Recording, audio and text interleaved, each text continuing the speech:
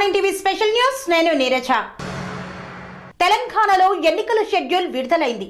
కానీ ఆంధ్రప్రదేశ్లో అంతకు మించి ఎన్నికల హడావుడి కనిపిస్తోంది. హై స్పీడ్ లో ఫ్యాన్ 4 నెలలు నాన్ స్టాప్ గా తిరగనుంది. ఫిబ్రవరిలో మేనిఫెస్టో, అటుపైన ఎన్నికల ప్రచారం. ఇది జగన్ సర్కార్ ఎన్నికల షెడ్యూల్. ఈ 4 నెలలు ఆంధ్రప్రదేశ్ వ్యాప్తంగా వైసీపీ కార్యక్రమాలే కనిపించేలా, ప్రజలతో వైసీపీ నేతలు మమేకమయ్యేలా ఓ వ్యూహరచన సిద్ధం చేశారు జగన్.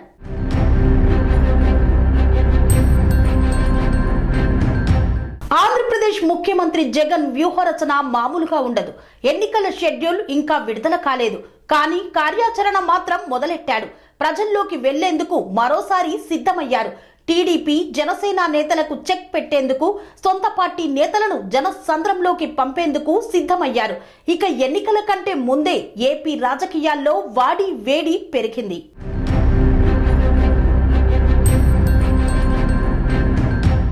ఏపీలో 8,000 మందితో ఓ మీటింగ్ పెట్టి వచ్చే 4 నెలలు ఏం చేయాలి, ఎలా ప్రజల్లోకి వెళ్లాలనే దానిపై క్లియర్ పిక్చర్ ఇచ్చారు సీఎం జగన్. నవంబర్ నుండి ఫిబ్రవరి వరకు ఫ్యాన్ నాన్ స్టాప్ గా తిరగాల్సిందేననేది జగన్ ఇచ్చిన డైరెక్షన్. ఆ తర్వాత కూడా నో గ్యాప్. ఫిబ్రవరిలో మేనిఫెస్టో రిలీజ్ చేయబోతున్నారు. జస్ట్ 3 పేజీలతో ఈ మేనిఫెస్టో ఉండేలా ప్లాన్ చేస్తున్నారు. ఎందుకంత స్పీడ్? ఎందుకంటే మార్చి లేదా ఏప్రిల్లో నోటిఫికేషన్ వస్తుందని చెబుతున్నారు సీఎం జగన్. ఆ వెంటనే ఎన్నికల ప్రచారంలోకి దూసుకెళ్లేందుకు ఇంత ప్లాన్ సిద్ధం చేశారు. ఈ 4 నెలలు కూడా మామూలుగా ఉండబోవడం లేదు. ఆంధ్రప్రదేశ్ వ్యాప్తంగా వైసీపీ కార్యక్రమాలే కనిపించేలా, ప్రజలతో వైసీపీ నేతలు మమేకమయ్యేలా ఓ వ్యూహరచన సిద్ధం చేశారు. దసరా పండగ అయిపోయిన మరుసటి రోజే అక్టోబర్ 25 నుండి డిసెంబర్ 31 వరకు ఆంధ్రప్రదేశ్ వ్యాప్తంగా బస్సు యాత్రకు ప్లాన్ చేశారు. ఎమ్మెల్యేలు, సీనియర్ నేతలు అన్ని నియోజకవర్గాల్లో బస్సు యాత్ర చేశారు. ఈ బస్సు యాత్రల్లో ఎస్సీ, ఎస్టీ, బీసీ, మైనారిటీ నేతలకు ఎక్కువ ప్రాధాన్యం ఇవ్వబోతోంది వైసీపీ. సో దీన్ని బస్సు యాత్రగా కంటే సామాజిక న్యాయ యాత్రగా చూడాలని పిలుపునిచ్చారు సీఎం జగన్. 175 నియోజకవర్గాలను చుడుతూ ఎమ్మెల్యేల అధ్యక్షతన నియోజకవర్గాల్లో బహిరంగ సభలు పెట్టనున్నారు. ఓవైపు బస్సు యాత్ర నడుస్తుండగానే మరో పార్టీ ప్రోగ్రామ్ ను డిజైన్ చేశారు. నవంబర్ 1 నుండి వై ఏపీ నీడ్స్ జగన్ అనే కార్యక్రమం మొదలు పెడుతున్నారు. సీఎం జగన్ రాష్ట్రానికి ఎందుకు కావాలి అనే ప్రోగ్రాంతో ప్రజల్లోకి విస్తృతంగా వెళ్లబోతోంది వైసీపీ. ఈ ప్రోగ్రాం డిసెంబర్ 10 వరకు జరుగుతుంది. మెయిన్ గా గ్రామ స్థాయికి పార్టీని తీసుకువెళ్లడమే ఈ కార్యక్రమం యొక్క ఉద్దేశం. నేతలు, పార్టీ శ్రేణులు గ్రామాల్లోకి వెళ్లాలి. ఆంధ్రప్రదేశ్లో జరిగిన అభివృద్ధి గురించి ప్రజలకు వివరించాలి. ప్రజలకు ఇచ్చిన హామీలను నెరవేర్చిన సంగతి చెప్పాలి. ఇలా గ్రామ స్థాయి వరకు పార్టీని తీసుకెళ్లబోతున్నారు జగన్.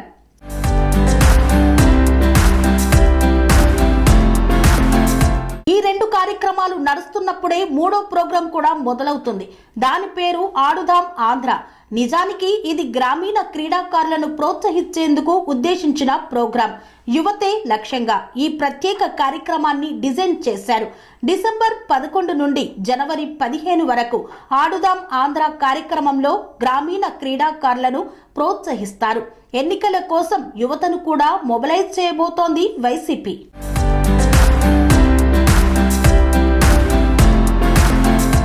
ఇక జనవరి నుండి అసలైన ఆట మొదలు పెడుతోంది వైసీపీ.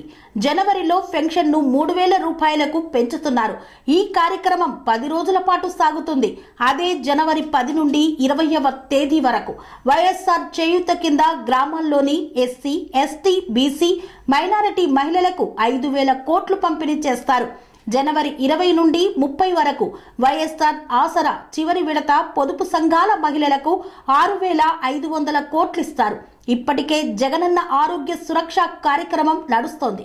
ఇందులో 15,000 ఆరోగ్య క్యాంపులు ఏర్పాటు చేశారు. 1,60,00,000 మంది ఇళ్లకు వెళ్లి ఉచితంగా వైద్య పరీక్షలు చేయడమే ఈ కార్యక్రమం యొక్క లక్ష్యం.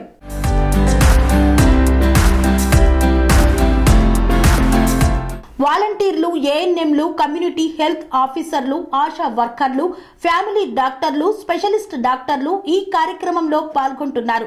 ఇందులో వైద్యం నుండి మందుల వరకు ప్రజలకు అన్నీ ఉచితంగా అందిస్తారు. అంటే దసరా నుండి ఫిబ్రవరి వరకు నాన్ స్టాప్ కార్యక్రమాలకు పక్కాగా ప్లాన్ చేశారు. ఫిబ్రవరిలో మేనిఫెస్టో విడుదల చేశాక అసలైన ఎన్నికల బరిలో దిగుతారు.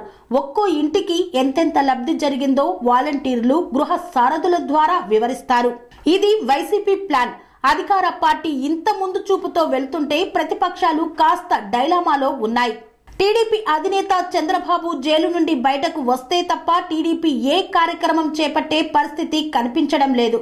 నెల రోజులుగా పార్టీ తరపున ఏ ఒక్క కార్యక్రమం కూడా జరగడం లేదు.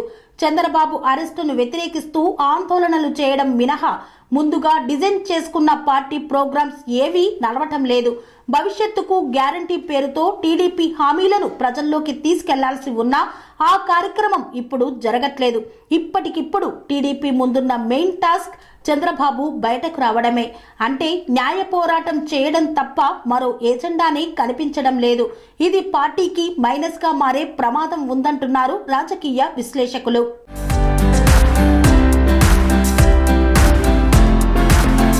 చంద్రబాబు జైలుకు వెళ్లడం వల్ల సింపతి వచ్చిందనేది టీడీపీ నేతల ఆలోచన.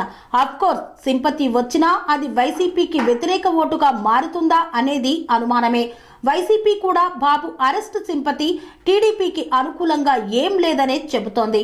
అధికార పార్టీలో ఈ ధీమా ఉండటంతోనే వరుసగా పార్టీ కార్యక్రమాలకు శ్రీకారం చుట్టింది. ఒకవేళ చంద్రబాబు ఇప్పట్లో బయటకు రాకపోతే టీడీపీ మరింత బలహీన పడుతుందని వైసీపీలోనే పెద్ద చర్చ జరుగుతోంది. ఓవైపు పార్టీ కార్యక్రమాలతో వైసీపీ జనంలోకి వెళ్తుంటే టీడీపీ మాత్రం బాబు విడుదల కోసం ధర్నాలు చేయాల్సిన పరిస్థితి ఉంది. మరోవైపు జనసేన ఏ మేరకు ప్రభావం చూపుతుందన్న చర్చ కూడా జరుగుతోంది. టీడీపీ, జనసేన కలిసి పోటీ చేసేందుకు రెడీ అయినా కొన్ని సర్వేల ప్రకారం వైసీపీకే ఎడ్జ్ రాబోతోందని ఆ పార్టీ నమ్ముతోంది. రెండు పార్టీలు కలిసి వచ్చినా వైసీపీకి తిరుగు ఉండదని అధికార పార్టీలో ఓ ధైర్యం కనిపిస్తోంది. ఆ ధీమాతోనే వై నాట్ 175 అనే స్లోగన్ ను ఇంకాస్త బలంగా వినిపిస్తోంది.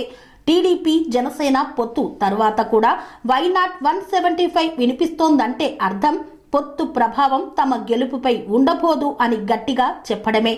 పైగా అభ్యర్థుల ప్రకటన, పొత్తు నేపథ్యంలో సీట్ల పంపకం, రెండు పార్టీలకు కలిసి మేనిఫెస్టో తయారీ, ఎన్నికల ప్రచారంలో రూట్ మ్యాప్ ఇవన్నీ సిద్ధం చేసుకోవాలంటే కనీసం 6 నెలల సమయం కావాలి.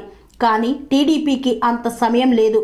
చంద్రబాబు గనక ఇప్పట్లో బయటకు రాకపోతే పార్టీ పరంగా గట్టి దెబ్బే ఎదుర్కోవలసి వస్తుందనేది రాజకీయ విశ్లేషకుల అంచనా.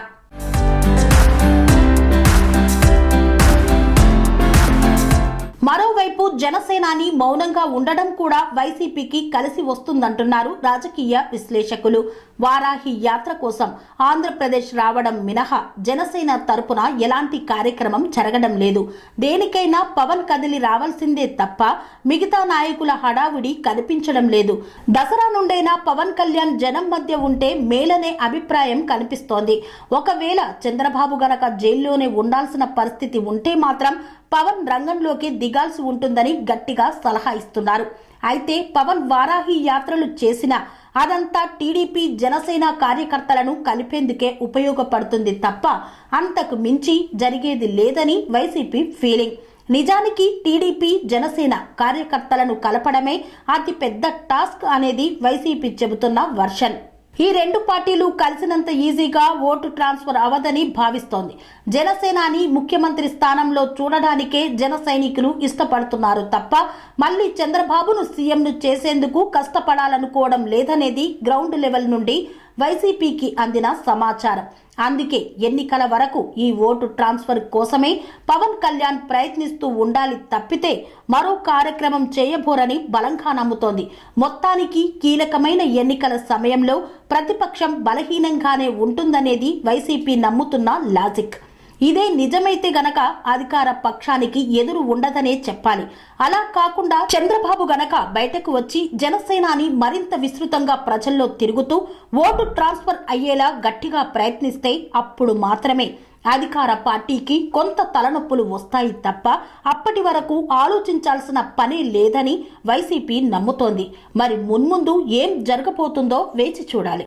సెరెనిటీ మోడల్ హై స్కూల్ విద్యార్థులకు అమ్మఒడి, సామాన్యులకు అందుబాటులో ఉన్న బడి సెరెనిటీ. మేడ్చల్ జిల్లాలో మేటిగా నిలిచి సాటిలేని ఫలితాలను సాధిస్తున్న నంబర్ 1 స్కూల్ సెరెనిటీ. మా ప్రత్యేకతలు ప్రతి విద్యార్థి పట్ల వ్యక్తిగత శ్రద్ధ, activity based learning and digital classrooms, computer lab, 100% ఫలితాలు, sports and cultural activities, yoga, abacus మరియు Vedic maths education. Please visit Serenity Model High School, Nagaram. Admissions are in progress. Call 040-271-46899 and 040-271-48699.